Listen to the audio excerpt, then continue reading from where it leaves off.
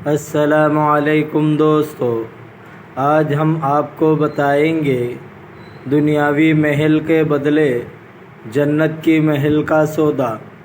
جعفر بن سلیمان رحمۃ اللہ علیہ فرماتے ہیں کہ ایک مرتبہ میرا اور مالک بن دینار رحمۃ اللہ علیہ کا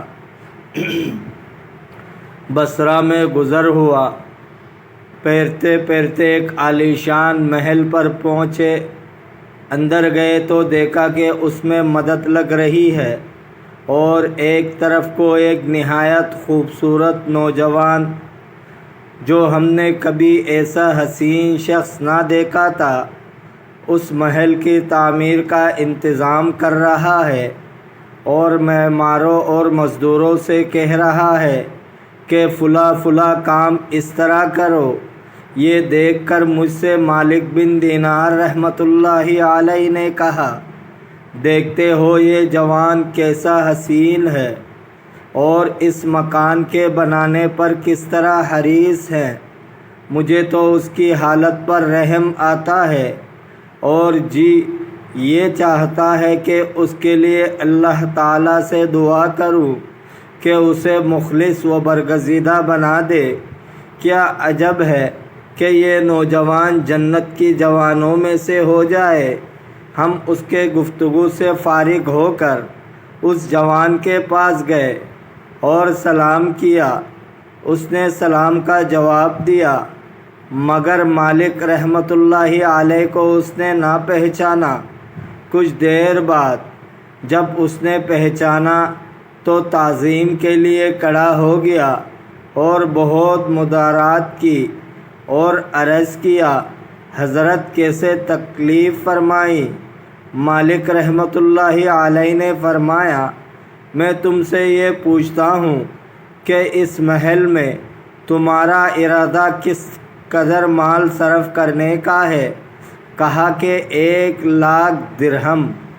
مالک رحمۃ اللہ علیہ نے کہا، یہ سب مال تم مجھے نہیں دے سکتے، میں اسے موقع پر خرچ کر دوں اور تمہارے لیے اس سے عمدہ محل کا ذمہ دار ہو جاؤں، اور صرف محل ہی نہیں بلکہ اس کے ساتھ کا سامان، لونڈی، غلام، خادم، یاقوت سرخ کے کبے خیمے سب ہوں گے، اور محل کی مٹی زعفران اور مشک کی ہوگی۔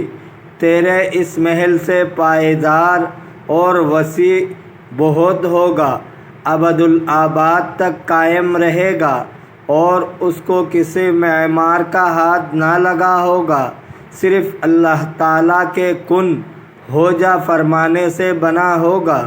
اس جوان نے کہا، مجھے آج رات کی ایک مہلت دیجیے اور کل صبح پھر تشریف لائیے۔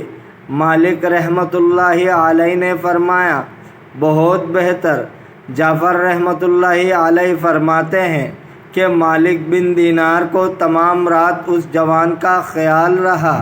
جب صبح ہونے کے قریب ہوئی تو اللہ تعالیٰ سے اس کے لیے خوب دعا فرمائی، اور صبح ہی ہم دونوں پھر اس کے پاس پہنچے۔ دیکھا کہ جوان محل کے دروازے پر بیٹھا ہے۔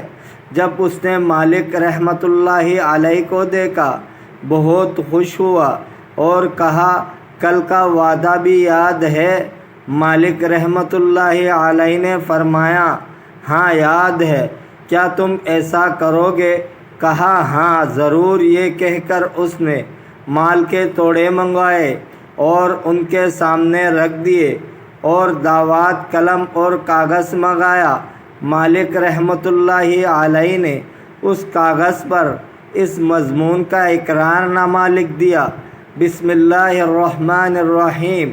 یہ تحریر اس فرض سے ہے کہ مالک بن دینار فلاں بن فلاں کے لیے اللہ تعالیٰ سے ایک ایسا محل بمعاوضہ اس کے اس محل کے دلانے کا ضامن ہو گیا، اور اگر اس محل میں اس سے زیادہ ہو تو وہ اللہ تعالیٰ کا فضل ہے، اور بمعاوضہ اس مال کے میں نے اس کے لیے ایک اور محل جنت میں اس کے محل سے زیادہ وسیع خرید کر لیا ہے، اور وہ محل اللہ تعالیٰ کے سائے اور قرب میں ہوگا۔ فقط یہ لکھ کر اس جوان کے حوالہ کیا، وہ سب مال لے آئے، دن بھر میں سب کا سب تقسیم کر دیا۔ شام کو مالک رحمۃ اللہ علیہ کے پاس رات گزارنے کی سوا کچھ نہ تھا۔ اس واقعے کو 40 دن بھی نہ گزرے تھے کہ ایک روز مالک رحمۃ اللہ علیہ صبح کی نماز سے فارغ ہو کر تشریف لے جا رہے تھے کہ یکایک محراب پر جو نظر پڑی، دیکھا تو وہی کاغذ جو انہوں نے جوان کو لکھ کر دیا تھا رکھا ہوا ہے۔ کھول کر دیکھا تو اس کے پش پر بغیر سیاہی یہ لکھا ہوا ہے کہ یہ اللہ عزیز حکیم کی طرف سے مالک بن دینار کے لیے برات اور فارغ خطی ہے۔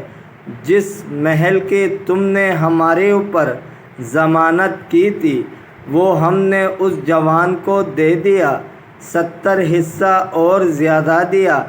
مالک یہ دیکھ کر حیران رہ گیا اور اسے لے کر اس جوان کے گھر گئے، دیکھا تو دروازے اس کا سیاہ ہے اور گھر سے رونے کی پیٹنے کی آوازیں آ رہی ہے۔